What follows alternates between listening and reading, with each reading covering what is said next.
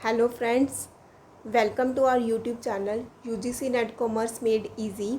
आई hope आप लोग सब बढ़िया होंगे। दिस इज़ पेपर 1 क्लास और आपने देख ही लिया होगा टाइटल में। हम 4th यूनिट कर रहे हैं, दैट इज़ कम्युनिकेशन। आज उसकी 4th क्लास है। आज हम नया टॉपिक करेंगे, that is effective classroom communication. सबसे पहले देखते हैं कि क्लासरूम कम्युनिकेशन होता क्या है। क्लासरूम कम्युनिकेशन एक इंटरेक्टिव एक्सचेंज है जो टीचर, स्टूडेंट और पीयर के बीच होता है एजुकेशनल सेटिंग में। ये टीचिंग लर्निंग प्रोसेस का बैकबोन है। बिना इसके नॉलेज ट्रांसफ़र, इंगेजमेंट और अंडरस्टैंडिंग पॉसिबल नहीं है। ये इंश्योर करता है कि क्लासरूम में सब एक दूसरे से कनेक्टेड रहें। अब हम सबसे पहले क्लासरूम कम्युनिकेशन की डेफिनेशन के बारे में स्टडी करेंगे कि क्या है इसकी डेफिनेशन।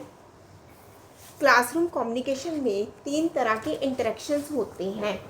टीचर स्टूडेंट जैसे कि लेक्चर, स्टूडेंट स्टूडेंट जैसे कि ग्रुप डिस्कशन, और टीचर कंटेंट जैसे टीचर का कंटेंट एक्सप्लेन करना।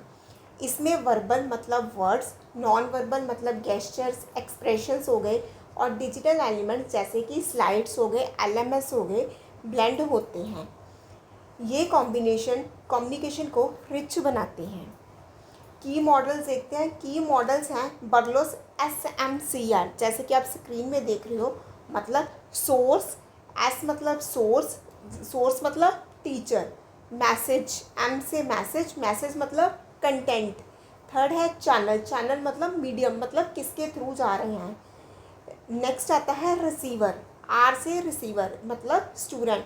और ट्रांजैक्शनल मॉडल जो फीडबैक पे ज़्यादा फोकस करता है। ट्रांजैक्शनल मॉडल कहता है कि कम्युनिकेशन एक 2 वे प्रोसेस है जिसमें सेंडर और रिसीवर दोनों एक्टिव होते हैं। फीडबैक इसमें क्रिटिकल है। अब हम बात करेंगे इसकी इम्पोर्टेंस के बारे में। इफ़ेक्टिव कम्युनिकेशन के लिए पॉइंट ऑफ व्यू से काफ़ी इम्पॉर्टेंट है, क्योंकि इससे नॉलेज बिल्ड होती है, स्किल डेवलपमेंट होती है, और थर्ड में रिलेशनशिप बिल्डिंग में हेल्प करता है। अब हम आते हैं करैक्टरिस्टिक्स ऑफ इफ़ेक्टिव टीचिंग कि क्या क्या इसके करैक्टरिस्टिक्स हैं जो इसको इफ़ेक्टिव बनाते हैं। सबसे पहला करैक्टरिस्टिक है बाई डायरेक्शनल फ्लो, मतलब टीचर का डिटेक्टिव अप्रोच, मतलब सिर्फ बोलने का मेथड, और स्टूडेंट पार्टिसिपेशन मतलब इंटरेक्टिव डिस्कशन का बैलेंस होना चाहिए। एक ही तरफ से कम्युनिकेशन नहीं चलना चाहिए, स्टूडेंट को भी इन्वॉल्व करना ज़रूरी है। अब हम नेक्स्ट करैक्टरिस्टिक्स पे आते हैं, दैट इज़ इंक्लूसिविटी। इंक्लूसिविटी ज़रूरी है। डाइवर्स लर्नर जैसे डिफरेंट बैकग्राउंड या डिसेबिलिटी वाले स्टूडेंट, कोई भी डिसेबिलिटी हो सकती है, जैसे हियरिंग इम्पेयर्ड के लिए विजुअल एड्स को अकोमोडेट करना चाहिए। ये इंश्योर करता है कि सबको इक्वल लर्निंग अपॉर्चुनिटीज़ मिले। नेक्स्ट है फीडबैक ओरिएंटेड। फीडबैक ओरिएंटेड होना चाहिए। इमीडिएट रिस्पॉन्सेज जैसे क्विजेस या क्वेश्चन आंसर सेशन से आप गैस कर सकते हो कोई स्टूडेंट ने कितना समझा। ये रियल टाइम क्लैरिटी देता है। टेक्नोलॉजी इंटीग्रेशन क्रिटिकल है। ICT टूल्स जैसे LMS, learning management system, for example Moodle, hybrid communication के लिए यूज़ होते हैं, जहां ऑनलाइन और ऑफलाइन दोनों तरह से कंटेंट डिलीवर होता है। अब हम आते हैं टाइप्स ऑफ क्लासरूम में, नेक्स्ट टॉपिक पे, कि टाइप्स ऑफ क्लासरूम कम्युनिकेशन कैसा है। अब इसके टाइप्स देखते हैं। पहली टाइप है teacher centred communication. Teacher centred communication जिसमें लेक्चर या डेमोन्स्ट्रेशन होते हैं और वर्बल कम्युनिकेशन डोमिनेंट होता है। ये ट्रेडिशनल टीचिंग स्टाइल है जहाँ टीचर कंटेंट डिलीवर करता है। अब हम नेक्स्ट पे आते हैं, that is student centred communication. दूसरा है स्टूडेंट सेंटर्ड कम्युनिकेशन जिसमें डिस्कशन, ग्रुप एक्टिविटीज़ या प्रेजेंटेशन होती हैं। ये ग्रुप कम्युनिकेशन पे फोकस करते हैं और स्टूडेंट को एक्टिव रोल देते हैं। तीसरा है नॉन वर्बल एलिमेंट, जैसे टीचर का पोस्चर, जैसे कॉन्फिडेंस से खड़े होना, या स्टूडेंट का बॉडी लैंग्वेज जैसे नोडिंग करना, इंगेजमेंट के सिग्नल्स देता है। ये कम्युनिकेशन को और इफ़ेक्टिव बनाते हैं। अब हम नेक्स्ट टॉपिक पे आते हैं। अब स्ट्रैटेजीज जो क्लासरूम कम्युनिकेशन को इफ़ेक्टिव बनाते हैं। सबसे पहले आता है एनालॉग्स एंड एग्जाम्पल्स। लेक्चर में सिंपल एनालॉग्स यूज़ करो ताकि सीमेंटिक इश्यूज मतलब कम्प्लेक्स टर्म्स ओवरकम हो। जैसे रिसर्च मेथोडोलॉजी समझाते वक्त रियल वर्ल्ड के एग्जाम्पल्स देना, ये काफ़ी यूज़फुल है। नेक्स्ट पे आते हैं that is barrier management. Barrier management ज़रूरी है। फिज़िकल बैरियर्स हो सकते हैं जैसे क्लासरूम में शोर होना। साइकोलॉजिकल बैरियर्स ये क्या हो सकते हैं, जैसे स्टूडेंट की एंजाइटी। या सीमेंटिक बैरियर जैसे जार्गोन को एड्रेस करना चाहिए। इनको ओवरकम करने के लिए प्लान बनाइए। अब हम नेक्स्ट पे आते हैं। अब हम नेक्स्ट टॉपिक देखते हैं that is advantages and challenges. सबसे पहले एडवांटेजेस देखते हैं। एडवांटेजेस में पहला है एक्टिव इंगेजमेंट, दूसरा है assessment integration and third one is improve relationship.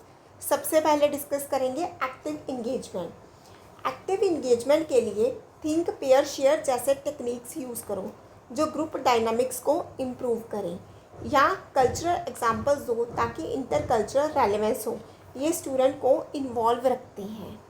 Next है, जैसे आप स्क्रीन में देख रहे हो, असेसमेंट इंटीग्रेशन।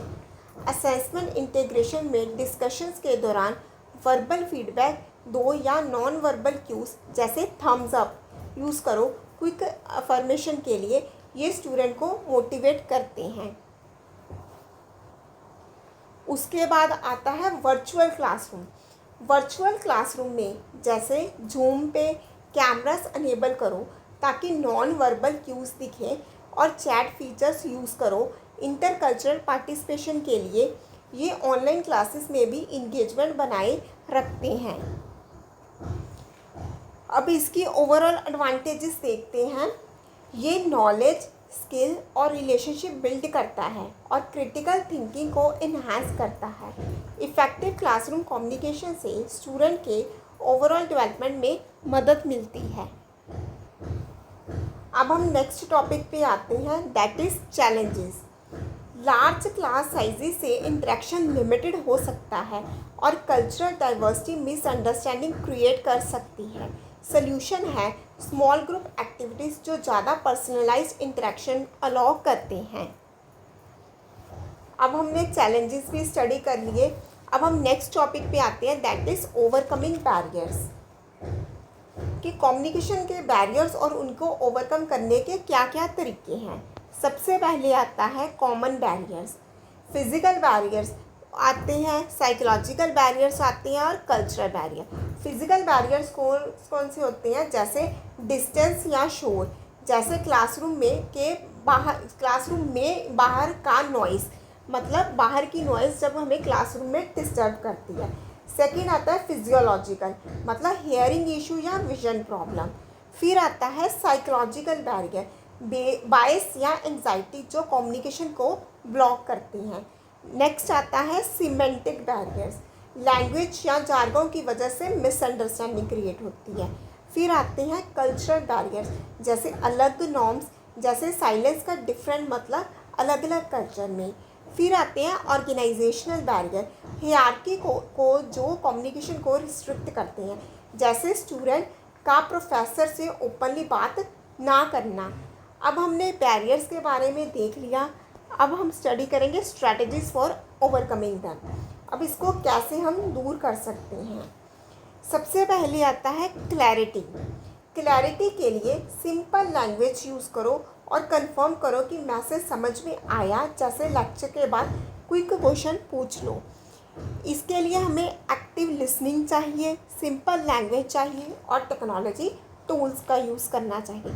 टेक्नोलॉजी टूल्स का यूज़ करो, जैसे सबटाइटल या ट्रांसलेशन सॉफ्टवेयर इंटरकल्चरल बैरियर के लिए, जैसे जूम पे सबटाइटल्स अनेबल करना। उसके बाद आती है एम्पैथी। एम्पैथी से एक्टिव लर्निंग लिसनिंग प्रैक्टिस करो और कल्चरल कॉम्पिटेंस डेवलप करो। ये कल्चरल और साइकोलॉजिकल बैरियर्स को रिड्यूस करता है। उसके बाद आती है ट्रेनिंग। ट्रेनिंग वर्कशॉप्स ऑर्गेनाइज करो नॉन वर्बल क्यूज या ग्रुप फैसिलिटेशन के लिए। ये टीचर और स्टूडेंट दोनों को बेटर कम्युनिकेटर बनाते हैं। ये था क्लासरूम कम्युनिकेशन और बैरियर्स टू इफ़ेक्टिव कम्युनिकेशन का in depth overview. Classroom communication के करैक्टरिस्टिक्स, टाइप्स, स्ट्रैटेजीज और बैरियर्स को समझकर आप अपनी टीचिंग को इफ़ेक्टिव बना सकते हो। आई होप आपको आज का टॉपिक समझ आ गया होगा। आज के सेशन को हम यहीं वाइंड अप करते हैं।